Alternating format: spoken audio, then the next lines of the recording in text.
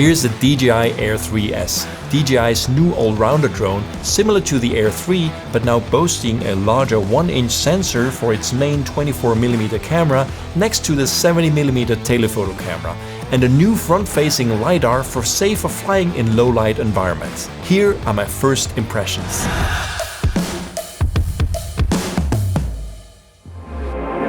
You're watching CineD, supported by B&H and CVP.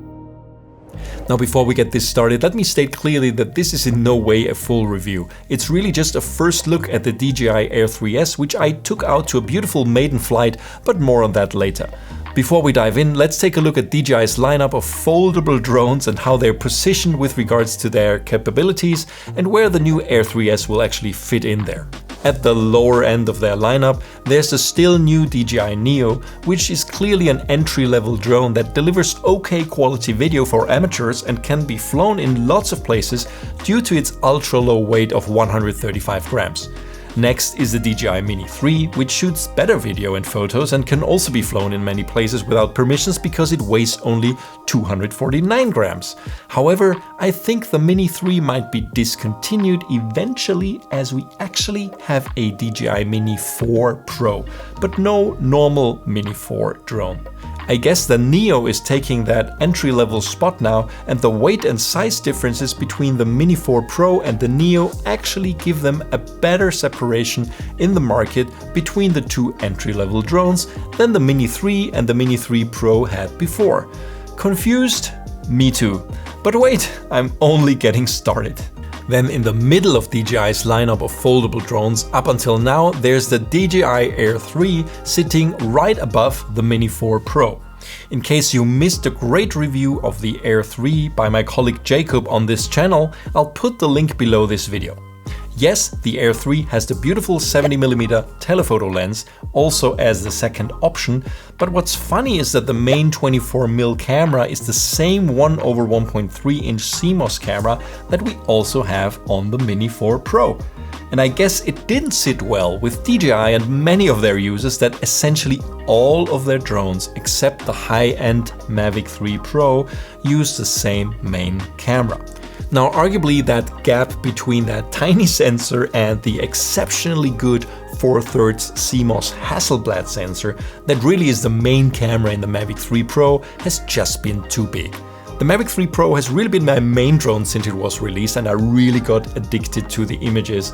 So I think it's great that DJI just released the Air 3S, which fills that gap with a new 1-inch sensor for the main camera of the new Air 3S, which offers considerably better low-light capabilities and overall image quality and rendition.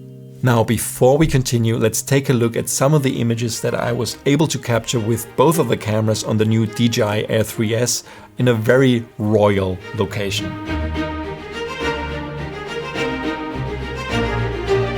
As you can see, video from both built-in cameras in this drone looks exceptional, and it's great that 10-bit D-Log-M and full manual camera controls are available for both cameras.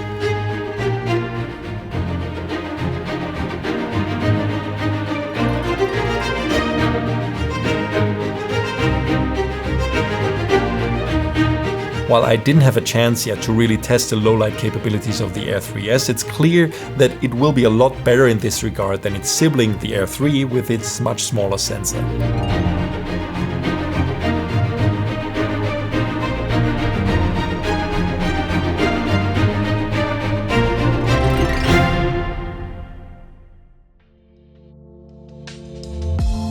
The new 1-inch sensor offers 50 megapixels in photo mode and up to 4K with 60 frames per second in HDR and 4K 120 for high-speed recordings.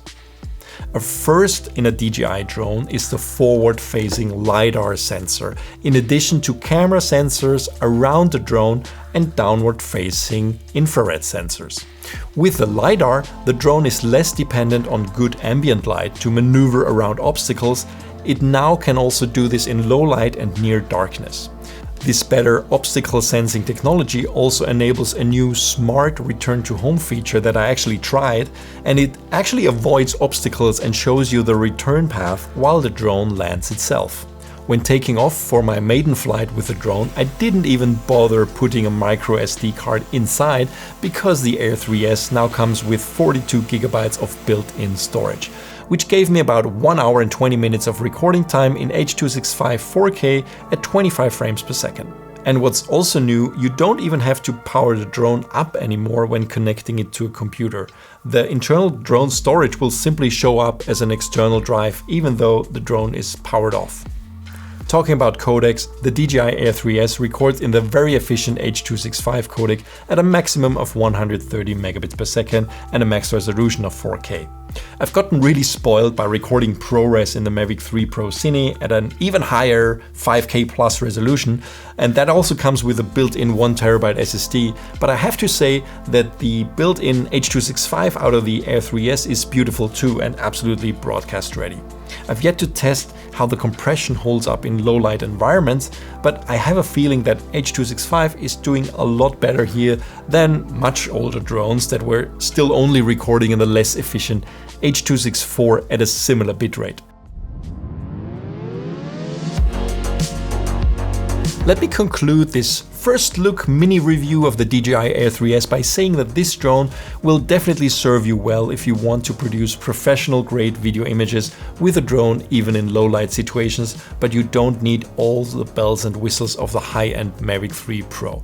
In a way, it's similar to the newest iPhone, right? Last year's iPhone is still great and does everything you need, but there's these little few things that are innovation that make sense the upgrade for some other people. And the irony here is for me that the newest DJI drones always give you the best safety features, right? You have now also the LiDAR built in, so even if you're a beginner, I mean, they always say the Mini 4 Pro and the Neo are beginner drones. Yes, it's true, they also have omnidirectional sensing capabilities, but even if you're just getting started, and you get your little drone license and everything you need to fly this thing, I would recommend, if you really want to go professional, start with this one, because it will give you the great images, it will have the larger sensor, and it will have actually a lot of the safety features that, some of the other models don't have yet. And the LiDAR for sure will make a difference at making your flights even safer. Now, if you're in the market for one of those drones and still haven't decided, there's one major thing you need to consider, especially if you plan to operate this thing in Europe. And that is that the Air 3S with its 724 grams falls in the C1 category and the A1 subcategory, which is much less restrictive than the C2 category of drones. Now the Mavic 3 Pro, the higher end drone, is a C2 category drone because it weighs more than 900 grams, and that means a considerably higher amount of regulations need to be followed and more permissions need to be obtained if you want to fly that drone in a lot of spaces. Now, apart from a comparatively low price of just around 1,100 euros or dollars, this for me is the main reason why I think the Air 3S with its 1-inch sensor and low light shooting and flying capabilities will definitely find its market even among professional video shooters and filmmakers. Thanks for watching. Stay tuned to CineD for a lot more videos like this one. Also follow us for our weekly Focus Check podcast and much more. Also, please don't forget to give us a like, leave a comment and subscribe to this channel. See you on the next one.